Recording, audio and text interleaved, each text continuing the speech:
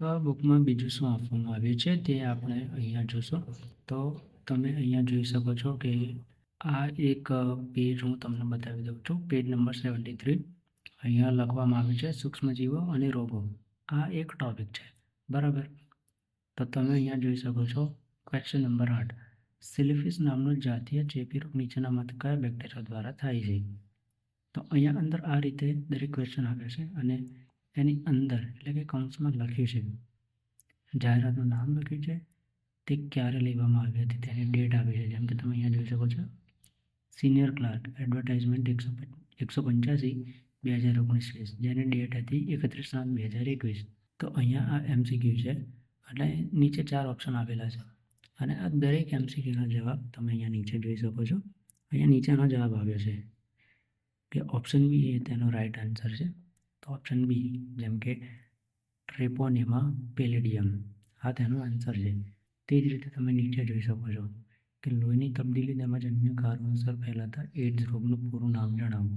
અહીંયા તમે નીચે જોઈ શકો છો તે કઈ ભરતીમાં પૂછાય છે, નર્સિંગ ટ્યુટર એડવર્ટાઇઝમેન્ટ 140/2017-18, તેની ડેટ પણ આપેલી છે.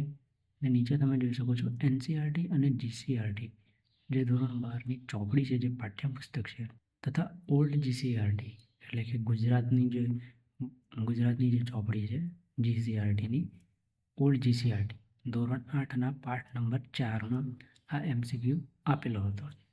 અહીંયા તમે નીચે પણ જોઈ શકો છો તે જ રીતે કયો સ્ત્રાવ અગ્ર પિટ્યુટરી ગ્રંથિનો નથી?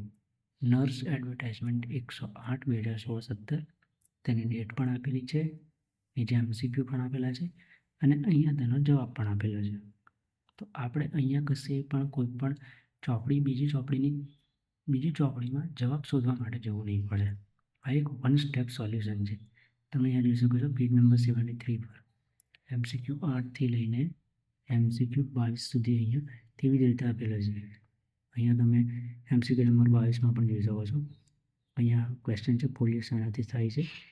તે પોલીસ કોન્સ્ટેબલમાં પૂછાયેલો પ્રશ્ન છે અને આ પ્રશ્ન NCERT GCERT ધોરણ 12માં આવેલો છે. તેવી જ રીતે આખી બુકમાં આ પ્રમાણે સિસ્ટમથી આપેલા છે. અહીંયા તમે જોઈ શકો છો ટોપિકનું નામ સૂક્ષ્મજીવો અને રોગો. અહીંયા તમે જોઈ શકો છો NCERTના કયા ચેપ્ટર, GCERTના કયા ચેપ્ટર, ઓલ્ડ GCERTમાંથી કયા ટોપિક લેવામાં આવ્યા છે, બધી જ માહિતી અહીંયા સ્ટાર્ટિંગમાં જ આપી દીધેલી છે. અહીંયા એક MCQ આવેલો છે, અંદર એડવર્ટાઇઝમેન્ટનું નામ, ક્યારે પરીક્ષા લેવાઈ હતી અને નીચે તેના જવાબ આપેલા છે.